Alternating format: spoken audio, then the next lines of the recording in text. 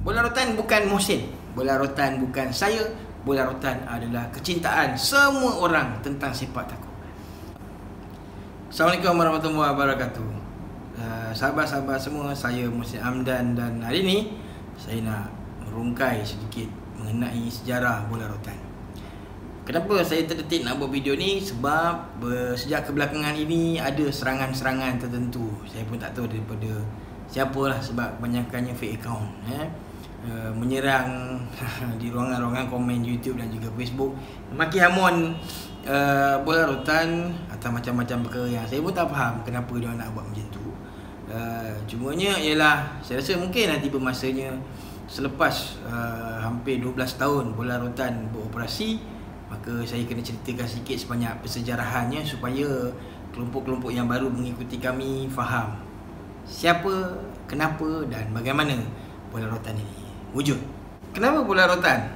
Tahun 2008 saya telah menghadiri satu kursus mengenai perniagaan online, dan di zaman itu Facebook bukanlah satu perkara yang besar, tapi blogging adalah satu benda medium yang besar ketika itu. Saya ditanyakan soalan sendiri oleh Irfan Khairi, iaitu apakah nama domain yang saya akan pilih. Jadi masa tu saya terfikir kenapa tidak sepaktakraw.com contohnya. Sebab saya sangat meminati sukan sepak takraw dan saya menjiwai setiap satu benda dalam sepak takraw ini, maka ingin saya wujudkan masuk sepaktakraw.com. Dan bila saya menyatakan idea ini, saya hanya disambut dengan ketawa oleh peserta-peserta kursus masa tu, sebab mereka tak nampak di mana sepak takraw boleh dibawa kepada satu tahap yang lebih tinggi sebagaimana apa yang ada sekarang. Tapi saya jadikan itu sebagai satu dorongan. Maka bila saya balik, saya cuba mendaftarkan domain sepaktakraw.com. Maknanya domain itu telah pun dimiliki oleh orang lain. Jadi saya mula memfikirkan apakah yang sesuai. Dan dalam kursus itu saya turut belajar macam mana nak menghasilkan satu jenama-jenama yang bagus. Maka antara kaedah yang diajar masa itu ialah tentang repetition of alphabets ni, ataupun pengulangan huruf-huruf dalam satu kalimat jenama. Jadi saya memikirkan macam-macam perkataan-perkataan, saya menggabung-gabungkan perkataan-perkataan, maka terhasillah bola rotan. Dan pada tahun 2008 saya pun mula mendaftar bola rotan sebagai salah satu blog, dan di situ mulalah eksplorasi saya dalam sukan sepak takraw menerusi media digital. Baiklah, so apa yang berlaku selepas itu? Jadi bola rotan sebenarnya telah mula membina followers di zaman blogging lagi, kerana saya sendiri suka ke gelanggang sepak takraw di mana-mana saja untuk saya bermain, tumpang main, berkenalan, membina jaringan, dan daripada situ saya mula membina ramai kawan-kawan.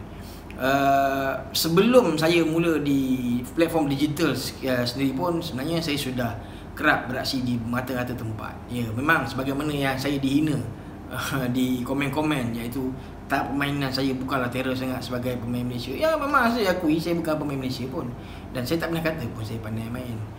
Tapi saya menjiwai sepak takraw. Itu membezakan saya dan mereka yang mengutuk dan menghina itulah sebenarnya. Jadi apa yang berlaku ialah apabila bolarotan.com ini mula saya pergi ke macam-macam event, saya mula rakamkan foto, saya membuat write up, saya mula menjadi salah satu jurnalis. Saya mula belajar macam mana melaporkan suatu perkara, dan bolarotan.com masa itu sudah mula membina fan. Dan sedikit demi sedikit bola rotan mula ada pengaruhnya dan membawakan kami kepada satu bentuk yang besar, iaitu pada sekitar tahun 2009-2010 prestasi pasukan Malaysia sangat teruk. Dan apabila banyak kritisisme yang saya buat di dalam blog mengakibatkan ramai juga peminat-peminat sepak takraw yang mula sehaluan dengan saya, maka wujudlah satu gagasan yang terbentuk di antara kami. Dan yang paling menggegarkan ketika itulah wujudnya satu gerakan yang dipanggil GPSN. Ia Gabungan Penggiat Sepak Takraw Nasional GPSN, 16 November 2011. Skuad elit sepak takraw negara mencatatkan keputusan yang paling hamba dalam kempen Sukan C di Indonesia tahun 2011, di mana dalam sejarah inilah kali pertama Malaysia tewas kepada Indonesia dalam sepanjang sejarah Sukan C. GPSN ini adalah Gabungan Penggiat Sepak Takraw Nasional, yang mana kami cuba menumbuhkan gabungan ini untuk mengimbangi, bukan melawan, mengimbangi Persatuan Sepak Takraw Malaysia yang sudah sangat teruk pada ketika itu. Dan ketika inilah juga kami mula dimusuhi oleh ramai orang, terutamanya mereka yang sangat berpihak kepada PSM. JPSM pernah melakukan sidang media secara terbuka, meminta pengurusan PSM untuk dibubarkan. Malah kami sendiri pun sebenarnya dipantau oleh pengarah MSN masa tu, Datuk Zulkifli Sembong, dan saya sendiri telah bertemu dengan Datuk Zulkifli Sembong, dan Datuk Zulkifli sendirilah sebenarnya yang mencadangkan supaya kami ini didaftarkan. Dan disitulah bermulanya kami cuba mendaftarkan GPSN, Gabungan Penggiat Sepak Takraw Nasional.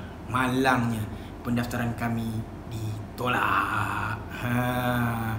Itulah sebab apa? Sebab ada perkataan sepak takraw di situ dan dia memerlukan sanction daripada Persatuan Sepak Takraw Malaysia, dan kami tidak berjaya didaftarkan.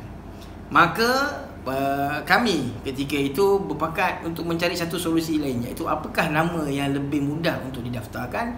Kerana kami tak risau tentang nama, yang penting pergerakan itu tulus dan betul.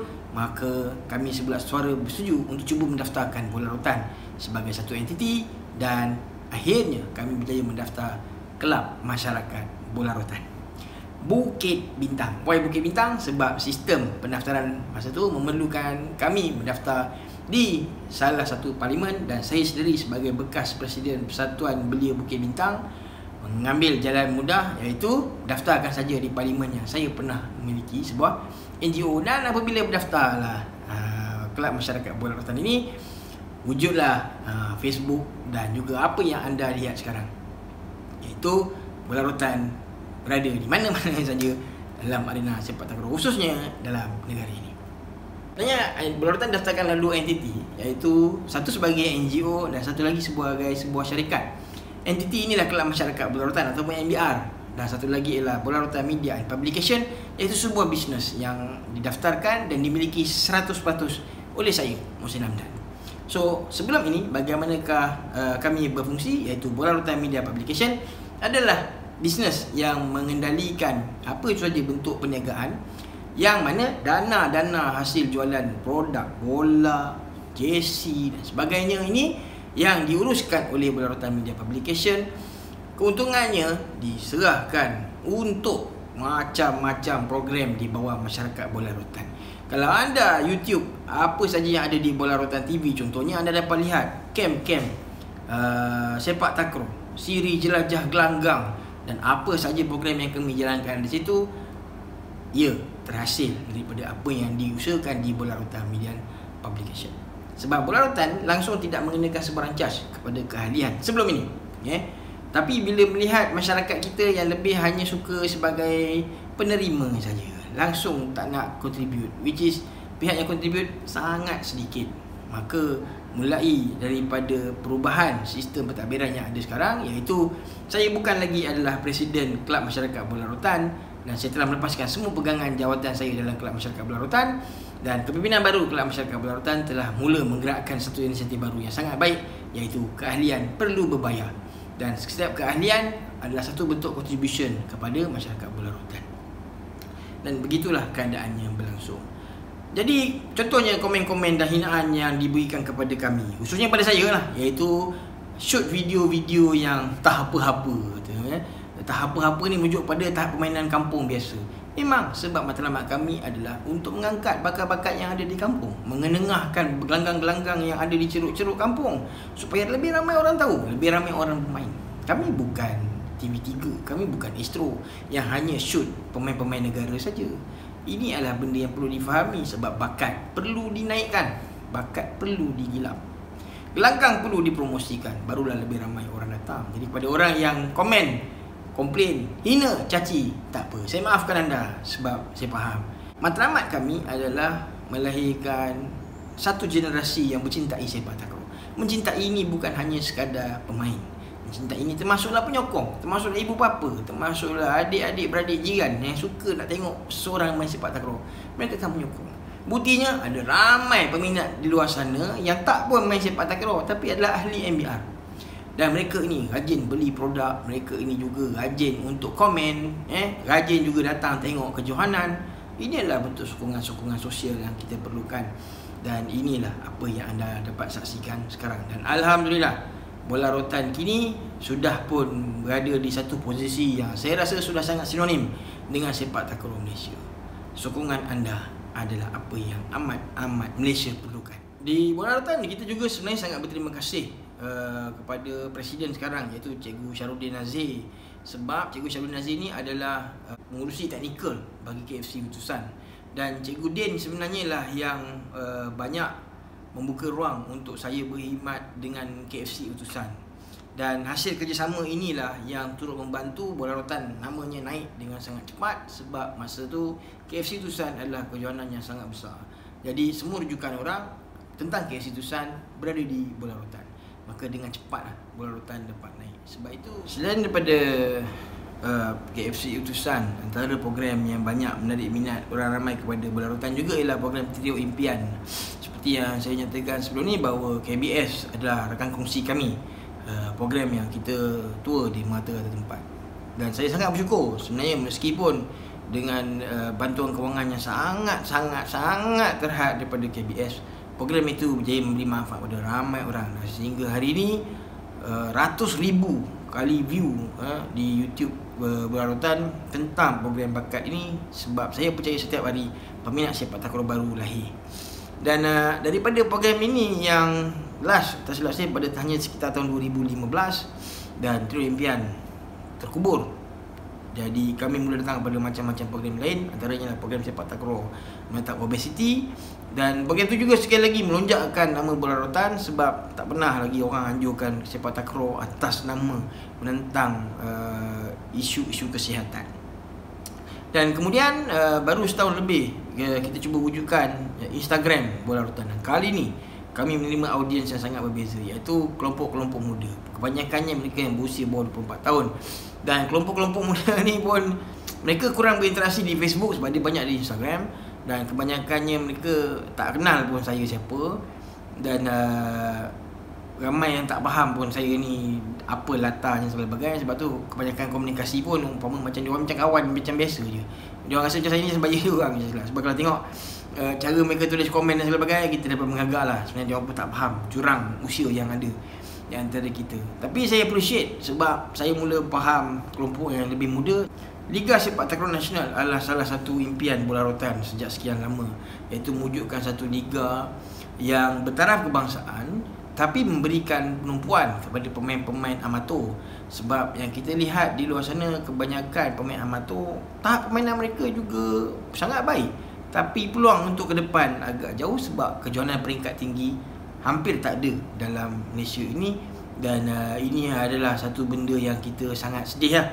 Sebab itu pada tahun 2018 apa yang berlaku ialah bola rotan cuba mengumpul dana menjalankan Liga Sepak Takraw Nasional yang sepatutnya menjadi besar.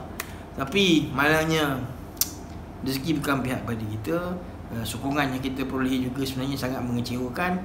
Dan Liga Sepak Takraw Nasional berjaya ditamatkan, tapi bukanlah dalam bentuk yang kami impikan. Cuma ia satu lesson learn untuk kami belajar dengan lebih baik supaya macam mana nak majukan sukan ini di masa akan datang. Kalau anda rasa bola rotan boleh dimajukan lagi, silalah bantu masyarakat bola rotan. Itu adalah platform di mana anda berada. Bola rotan YouTube adalah bentuk aspirasi kreativiti saya sendiri, yang mana saya gunakan kesungguhan dan juga keseronokan bermain itu untuk berkongsi dengan peminat yang ada di luar sana. Ya, bukan semua orang perlu bersetuju dengan video-video yang saya buat pun. Malahan video-video yang saya pamerkan di YouTube bukan semua hasil tangan saya. Ramai ahli-ahli yang berada di luar sana yang tolong merakamkan video, tapi mereka tak tahu nak siarkan di mana. Mereka serahkan kepada saya. Saya melakukan sedikit editing dan kita kongsi apa yang ada di luar sana. Ada yang kata, "Oi, ini semua nak buat duit senang dalam YouTube." Ya, kalau saya senang, saya tak perlu bersusah payah macam ni. Saya buat je benda lain. Nak buat apa saya menyusahkan diri. Betul? Dan tentu saya akan memandu kereta mewah sana sini. Saya pergi event-event besar. Saya takkan layan lagi orang-orang sepak takraw. Ini satu tuduhan yang sangat jahat lah sebenarnya. Dan kalau anda benar-benar mengenali kami di bola rotan, anda memang takkan sanggup nak menuduh kami macam tu. Sebab apa yang kami korbankan adalah satu benda yang tak mampu anda nak bayarkan pun sebenarnya. Bukan untuk menunjukkan kami ni hebat terbaik, tidak, tetapi ini adalah realitinya. Jadi terima kasih atas sokongan semua. Bola Rotan diharapkan akan terus menjadi satu siaran yang menjadi rujukan besar kepada semua peminat sepak takraw. Kritikan, cacian, makian anda hanyalah makanan-makanan buat kami, sebab itu setidak-tidaknya memberikan kami kefahaman di mana kami perlu bantu diri kami membaiki dan pertingkatkan di masa akan datang. Setidak-tidaknya anda maki sebab anda suka nak tengok kami maju. Mungkin saya terima macam tu. So, semoga berjaya dan teruskan dengan sepak takraw. Jangan putus asa. Jom sepak takraw.